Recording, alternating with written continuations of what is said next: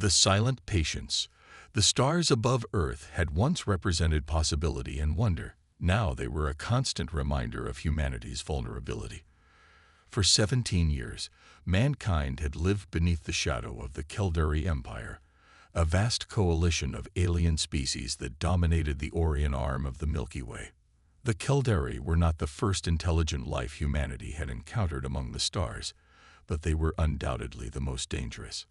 Commander Elena Reyes stood at the viewport of Lunar Station Alpha, her dark eyes fixed on the distant blue sphere of Earth. At 43, she had the weathered face of someone who had seen too much, survived too much. Her right hand unconsciously traced the scar that ran from her temple to her jaw, a permanent souvenir from humanity's first diplomatic meeting with the Caldari. "Commander, the Council is ready for you," said Lieutenant Park, interrupting her thoughts. Reyes nodded without turning. "Tell them I'll be there in 5. The United Earth Council had convened an emergency session following the latest incident. The Caldari called it a resource acquisition operation. Humanity called it what it was: a massacre. New Horizon, Earth's most distant colony on the edge of Taw Ceti, had been home to 30,000 civilians. Scientists, engineers, families. People who had traveled 12 light years to build something new. Now they were ash, their homes reduced to molten slag by Caldari warships. The official reason: the colony had failed to meet its tribute quota. The first contact with the Caldari Empire had been celebrated across Earth as the dawn of a new era. Mankind was not alone in the cosmos. The aliens arrived in massive ships that dwarfed anything humanity had built, offering technology and knowledge in exchange for simple resources and a place in their galactic community. The honeymoon lasted exactly 8 months. When Earth's leaders realized the true nature of the arrangement, that they had unwittingly accepted vassal status in an empire that considered humans barely more than clever animals, protests were filed through official channels. The Caldari answered by obliterating Jakarta. 17 million dead in an instant. The message was clear: comply or die. And so humanity had complied. For 17 years, Earth and its handful of colonies had paid tribute, surrendered patents, provided labor, and endured the casual cruelty of their benefactors. The Caldari ambassador, High Commander Vorex, took particular pleasure in reminding human representatives of their place in the galactic hierarchy. "You should be grateful," he would say, his segmented mandibles clicking with amusement. "Most species would have been eradicated for such obstinance. The Emperor finds your determination quaint." Reyes had been at that meeting too. She had watched Earth's president bow his head in submission. He'd had no choice. Jakarta was still a radioactive crater.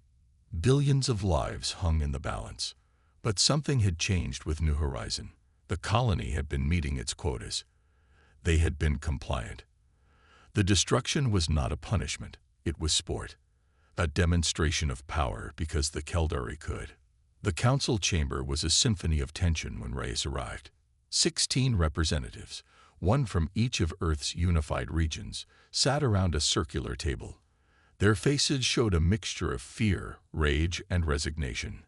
Commander Reyes, President Chen acknowledged her with a nod. "Thank you for joining us. I understand you have a proposal." Reyes took her place at the table, inserting a data chip into the console before her. A holographic display materialized above the table, schematics for a ship unlike anything Earth had officially built. "Project Nemesis," she said, her voice steady. "For the past 12 years, we've been developing this warship in secret beneath the surface of Mars. It incorporates reverse-engineered Caldari technology along with innovations they haven't seen before." A murmur ran through the council. Building unauthorized weaponry violated the terms of Earth's arrangement with the Caldari. The penalty for discovery would be annihilation. "The Caldari believe we've been broken," Reyes continued. "They think we've accepted our fate.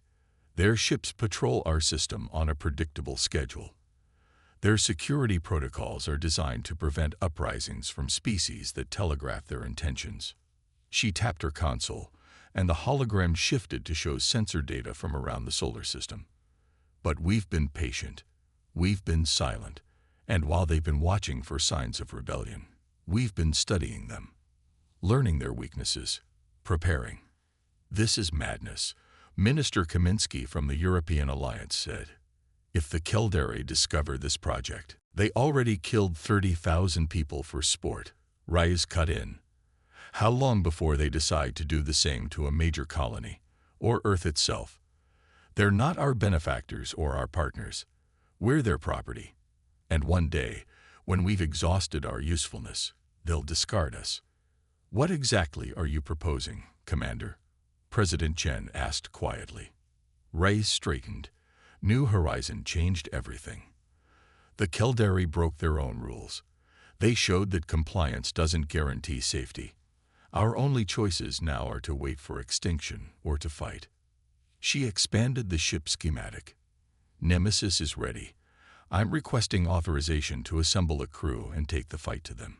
You're talking about starting a war we cannot possibly win, Minister Okafor of the African Coalition said. The Caldari Empire spans hundreds of worlds. We've been at war since they arrived, Reyes replied. We just haven't been fighting back. The silence that followed was deafening. Then President Chen spoke again, her voice barely above a whisper. What makes you think one ship, no matter how advanced, can make a difference against an empire? Reyes smiled for the first time, though it didn't reach her eyes. Because they don't believe we would dare. They've convinced themselves that we're docile, that we're weak, that we'll always choose submission over destruction. She leaned forward. The Caldari have conquered a dozen species by following the same playbook.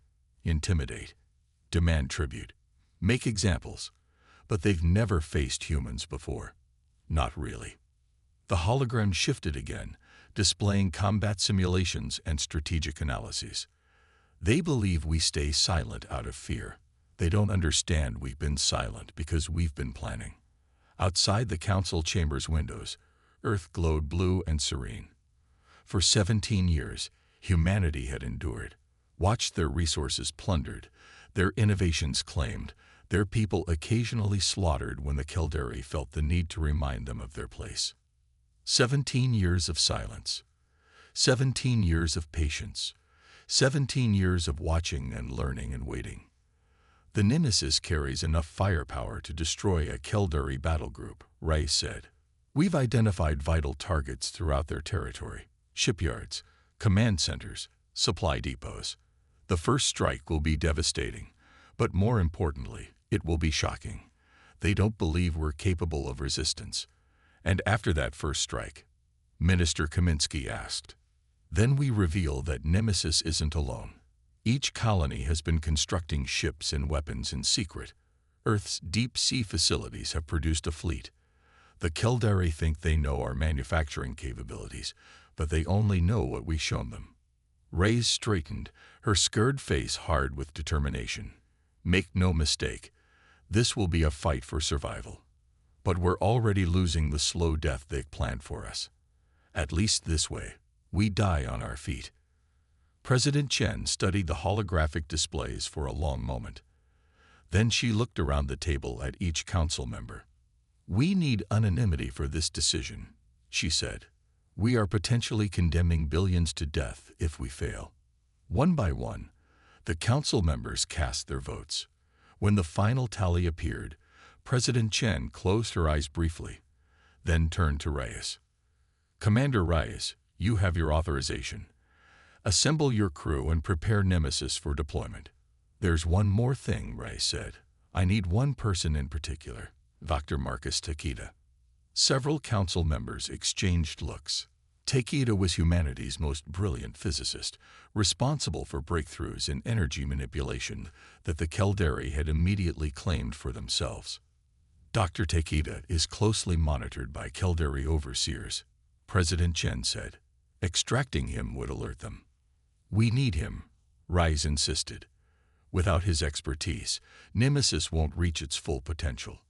After another tense silence, President Chen nodded. Very well. But the operation to extract him must be utterly deniable. The Caldari cannot suspect anything until Nemesis strikes. Ray stood, gathering her data chips. "Thank you, Madam President. Council members." She paused at the door. 17 years ago, the Keldari judged us and found us wanting. They believed we would accept subjugation rather than risk annihilation. Her eyes burned with cold fire. It's time to show them how wrong they were. As Reyes left the council chamber, her comm unit chimed with an incoming message. It was from Captain Maya Santos, her second-in-command on the Nemesis project. "Tell me we have a green light," Santos said without preamble when Reyes answered. "Affirmative. Prepare the ship. We launch in 30 days. And Takeda, we're going to get him. Assemble the extraction team. Full stealth protocols." Santos smiled grimly. "They'll never see us coming." "No," Reyes agreed. "They never have." In the 17 years since the Keldari had come to Earth, they had learned many things about humans. They had cataloged our biological functions, studied our technology, assessed our resources, but they had never truly understood us. They mistook patience for submission. They confused silence with surrender. Their most dangerous assumption was believing that humans would always choose survival over vengeance. As Reyes headed toward the shuttle bay that would take her to the secret Mars facility, she thought of New Horizon, of Jakarta, of every indignity and atrocity humanity had endured in silence. The waiting was over. The time for silence had passed. Now the Keldari would learn what happened when humanity finally decided to speak. The warship rises. The Nemesis hung suspended in the cavernous underground dock beneath the Martian surface, a predator waiting to be unleashed. Unlike the bulbous, organic-looking vessels of the Keldari fleet, the human warship was all sharp angles and matte black surfaces that seemed to devour light rather than reflect it. At just over 2 kilometers in length, it wasn't the largest ship humanity had built that would draw too much attention, but what it lacked in size, it made up for in lethality. Dr. Marcus Takeda stood beside Commander Reyes on the observation platform, still looking somewhat dazed. His extraction from the Keldari research facility on Europa had been executed with precision, but the physicist was still adapting to the revelation that humanity had been preparing for war all along. "I knew there were secret projects," he said, his voice hushed as he took in the warship. "But this is beyond anything I imagined." "That was the point," Reyes replied. "The Keldari only see what we allow them to see. They've been so confident in their superiority that they never considered we might be showing them exactly what we wanted them to notice." Takeda nodded slowly, his keen eyes analyzing the ship's design. "The energy signature dampening system, I theorized. You actually built it, along with most of your other impractical ideas," Captain Santos said as she joined them. "The ones the Keldari dismissed as the fantasies of a primitive mind." The physicist's expression hardened at the reminder. For over a decade, his breakthroughs had been evaluated by Keldari overseers, who would decide which technologies humanity was prepared to develop. His most revolutionary concepts, the ones that might have given humans an edge, were either confiscated or ridiculed. "Show me," he said, a new determination in his voice. The interior of Nemesis was a testament to human ingenuity under pressure. Every system, every component had been designed with a single purpose: to strike back at an enemy that outmatched them in nearly every conventional metric. The bridge was a hemisphere of holographic displays and neural link interfaces, technology that officially didn't exist in human hands. The crew, 97 men and women, had been training for years in virtual simulations, preparing for a mission most of humanity didn't know was coming. Lieutenant Farah Chen, the ship's tactical officer, gave Takeda a tour of the weapon systems. The main railgun accelerates projectiles to 99.8% of light speed. The Keldari shields can't compensate for the relativistic effects. And these, she indicated a series of nondescript pods along the ship's flanks, are your quantum disruptors. Takeda's eyes widened. "You actually built them." The mathematics was theoretical. "Theory is now reality," Chen said with fierce pride. We've tested them against salvaged Caldari shield technology. They work exactly as you predicted. As the final preparations continued, Reyes gathered her senior staff in the ship's briefing room. The holographic display showed their primary target, the Caldari military outpost at Proxima Centauri that served as the command center for Earth sector operations. The plan remains unchanged, Reyes said. We emerge from hyperspace here. She indicated a point just outside the Proxima system. Their long-range sensors will detect us, but they won't immediately recognize Nemesis as a threat.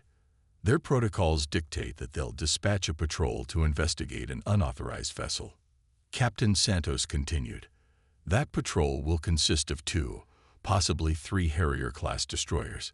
Formidable by conventional standards, but vulnerable to our systems. We'll eliminate them quickly, then proceed to the main objective before they can raise an effective alarm. Lieutenant Commander Jackson, the ship's intelligence officer, spoke up. The latest data from our operatives confirms that High Commander Vorex will be at the outpost conducting his quarterly inspection. Taking him out will throw their command structure into disarray. Reyes nodded. Vorex is a secondary objective. The primary goal is to destroy their communication hub, preventing them from calling for immediate reinforcements, and then eliminate their shipyards. Without local repair facilities, the Caldari presence in this sector will be crippled. She looked around at her crew, men and women who had dedicated years of their lives to this moment. Make no mistake, once we strike, there's no going back. The Caldari will respond with everything they have. But by the time they realize what's happening, the other human colonies will have launched their own operations. This isn't a single strike. It's the opening salvo of a war. Dr. Takeda cleared his throat. Commander, I've reviewed the specifications for the quantum disruptors. With some modifications, I can increase their effectiveness by approximately 23%. But I'll need access to the engineering section, and about 16 hours. Reyes checked the mission clock. You have 12. As the meeting disbanded, Santos remained behind with Reyes. The 2 women had served together for over 15 years, since before the Caldari arrived. The crew is ready, Santos said. But I have to ask, are we? 1 ship against an empire. The odds are astronomical. Reyes smiled thinly. If the Caldari understood human history, they would know better than to trust in odds. When have we ever accepted the limitations of what seems possible? Santos nodded. It's not the dying I'm worried about. It's failing. We've been failing for 17 years, Reyes replied, her hand once again tracing the scar on her face. Every day we bow our heads and accept their rule as a failure. At least this way, we go down fighting. The final hours before launch passed in a blur of activity. Dr. Takeda worked feverishly on his modifications, while the rest of the crew made their last preparations. Many recorded messages for family members. Messages that would only be delivered if Nemesis failed to return. Commander Reyes stood alone in her quarters, looking at an old photograph. It showed a younger version of herself standing beside a tall man with kind eyes and 3 children of varying ages. Her family, all lost in the Jakarta attack. She placed the photo in a small compartment beside her bunk and sealed it. Some would call what she was about to do revenge. Perhaps it was. But it was also justice, not just for her family, but for every human who had suffered under Caldari oppression. For New Horizon. For Jakarta. For 17 years of forced submission. The launch countdown began as Nemesis prepared to leave its hidden dock. The massive doors above them slid open, revealing the rusty Martian sky. As the ship rose on silent thrusters, sensor-confusing chaff was released to mask their departure from any watching Caldari patrols. On the bridge, Reyes took her command chair. Set course for Proxima Centauri. Hyperspace jump when ready. Course laid in, Commander, the navigation officer reported. Hyperspace calculations complete. Reyes looked around at her crew, at the faces of men and women who had sacrificed everything for this moment. For Earth, she said quietly. For Earth, they responded in unison. Execute jump. The stars stretched into lines, and Nemesis vanished into hyperspace, carrying with it humanity's revenge and last, best hope. At Proxima Centauri, the Caldari outpost orbited the system's inhabitable planet like a massive, angular wasp's nest. Over a kilometer in diameter, it served as both military headquarters and shipyard for the sector. 3 battle cruisers floated in their berths, undergoing routine maintenance, while squadrons of smaller vessels patrolled the system. High Commander Vorex was not in a pleasant mood. The quarterly inspection had revealed inefficiencies in resource processing that would reflect poorly on his record. The humans were falling behind in their tribute quotas again, despite the example made of the New Horizon colony. Perhaps another demonstration is required, he mused to his adjutant as they reviewed production figures. Something more substantial this time. His adjutant began to respond when an alarm shrieked through the command center. Unauthorized hyperspace signature detected, a sensor officer reported. Single vessel, approaching from the Sol direction. Vorex's compound eyes narrowed in irritation. Probably those human merchants trying to bypass the checkpoint again. Dispatch a patrol to intercept and remind them of protocol. Yes, High Commander. 2 Harrier-class destroyers detached from their patrol routes and moved to intercept the approaching vessel. Standard procedure for unauthorized entries into Caldari-controlled space. On the bridge of Nemesis, Commander Rice watched the enemy ships approach. Just as predicted, she said. 2 destroyers. Weapons status. All systems green, Lieutenant Chen reported. Quantum disruptors charged and ready. Main railgun primed. Rice nodded, then opened a channel to engineering. Dr. Takeda, how are those modifications holding? Perfectly, Commander, came the reply. The disruptors are operating at 128% of original specifications. You'll get one shot at full power before they need to recharge, but it will be quite a shot. The Caldari destroyers were now close enough to be visible on the main view screen. They were formidable vessels by any standard, each nearly half a kilometer long, bristling with plasma turrets and protected by shields that could withstand conventional attacks for hours. They're hailing us, Communications Officer Davis reported. Ignore it, Rise ordered. Battle stations. Execute attack pattern Alpha. The lights on the bridge dimmed as power was redirected to weapons and propulsion. Nemesis surged forward, accelerating at a rate that would have been impossible according to the technical specifications the Caldari believe humans capable of achieving. Aboard the lead Caldari destroyer, the commander watched in confusion as the unknown human vessel suddenly accelerated toward them. Raise shields, he ordered. Prepare tow. He never finished the sentence. A blindingly bright beam lanced out from Nemesis, striking the destroyer's shields. Instead of the expected energy dispersion, the quantum disruptor created a localized field that temporarily altered the fundamental forces binding matter together.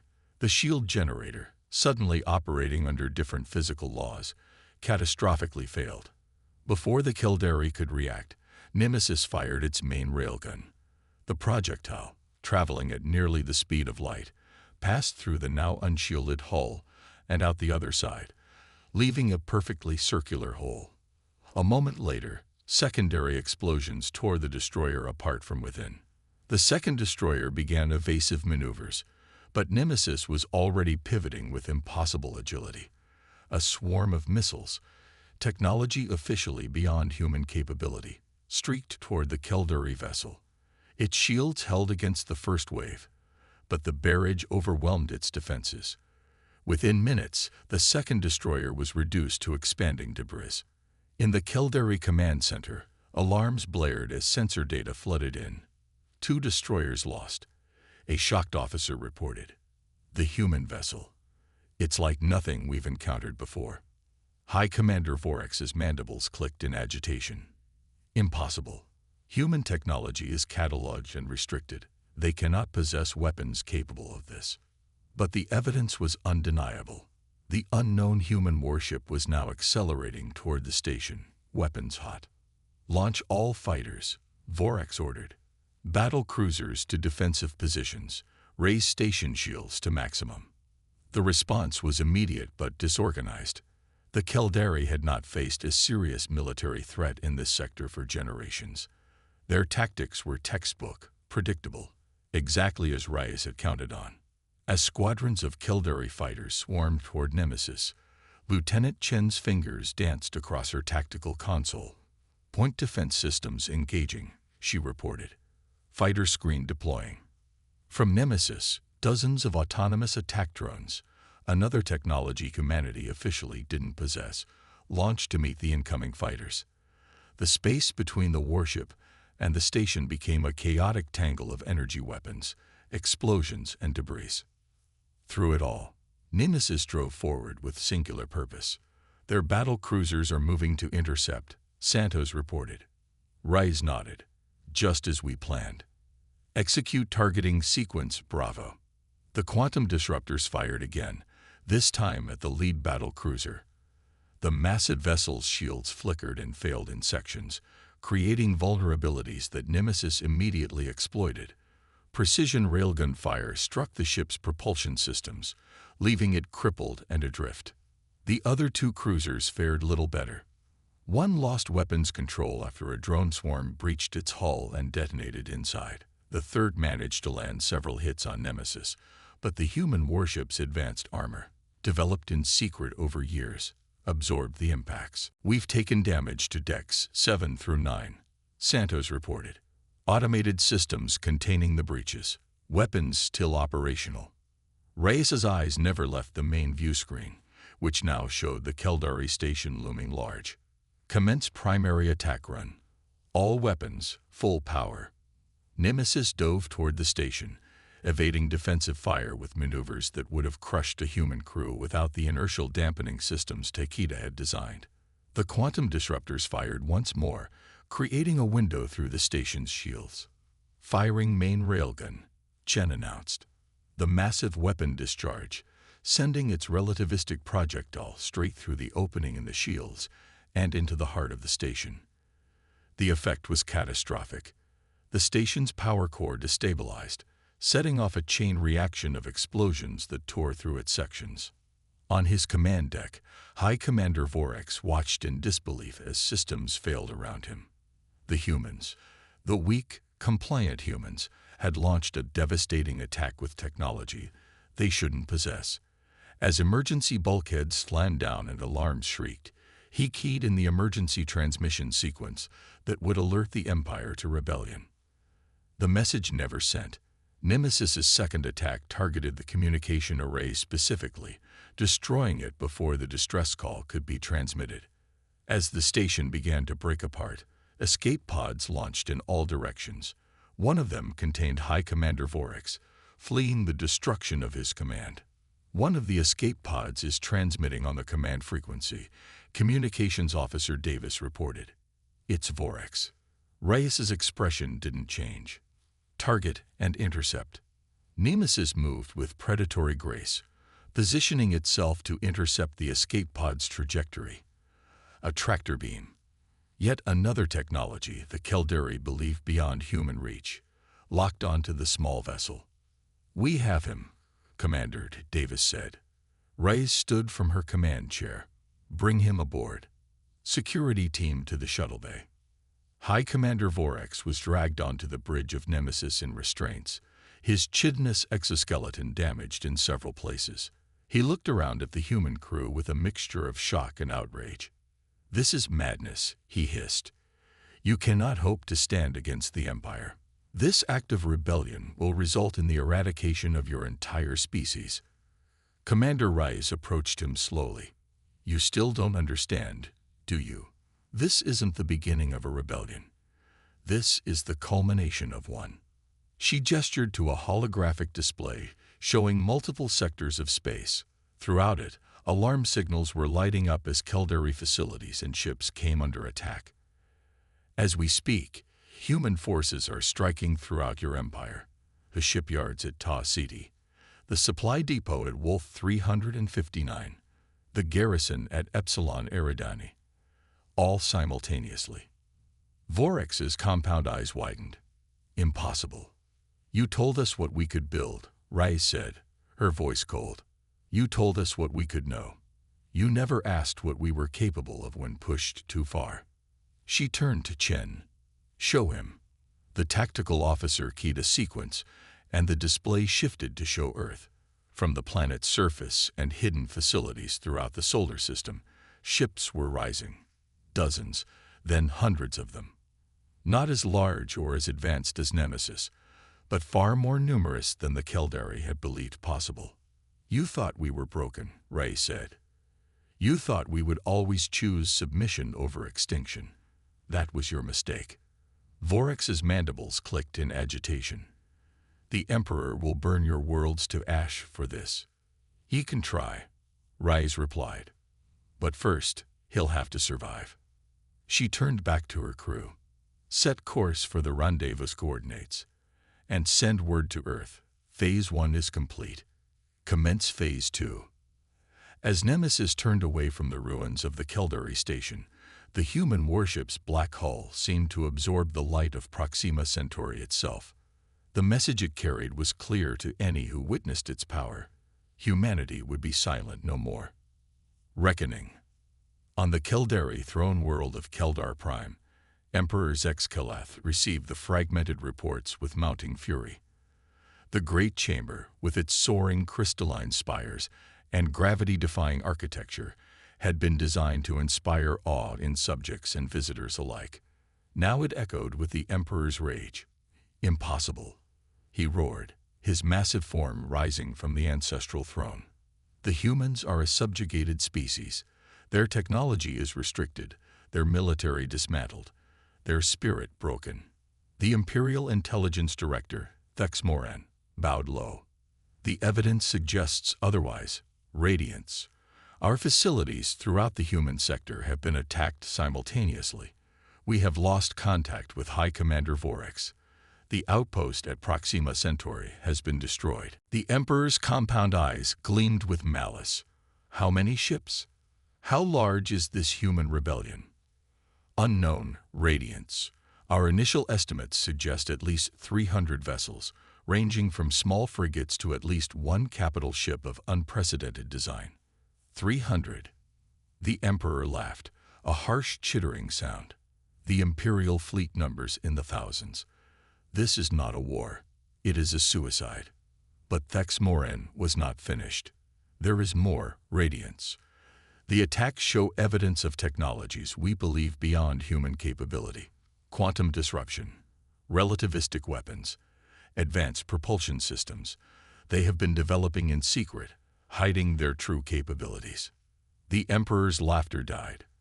For a species to conceal their technological advancement from the Empire was unprecedented. The Caldari method of conquest had always relied on maintaining technological superiority over subjugated worlds. How is this possible? Their facilities are monitored. Their research is supervised. We are still investigating Radiance, but preliminary analysis suggests they have been engaged in a coordinated deception for years, showing us only what they wanted us to see. The Emperor's mandibles clicked in agitation. "Assemble the Imperial fleet. All of it. I want these humans exterminated. Every colony. Every outpost. Earth itself reduced to molten slag. It will take time to recall all battle groups. Radiance. The Empire spans. I don't care if they're halfway across the galaxy. Every ship. Every soldier. Every weapon we possess. The humans have chosen extinction. I will grant their wish."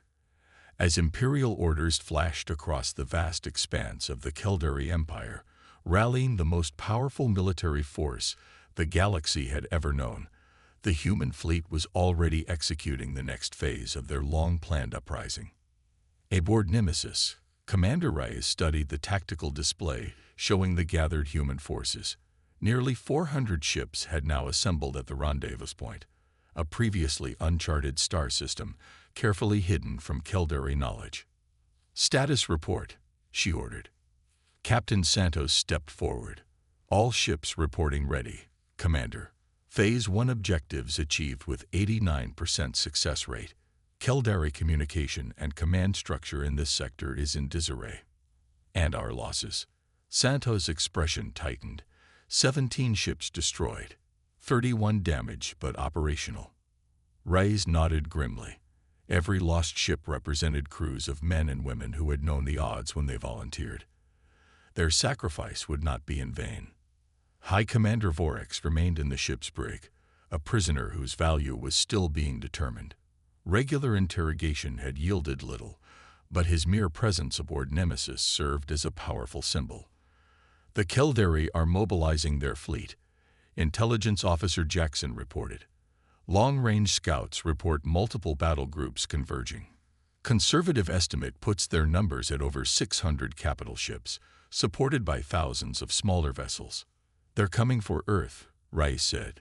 It wasn't a question. All indications point to a full-scale assault on the Sol system. They mean to make an example of us. Dr. Takeda, who had been working tirelessly to refine the ship's systems, joined them on the bridge. Then we need to be ready. I've completed the calibrations on the quantum disruptors. They're now operating at 150% of design capacity. Rice turned to address the assembled officers.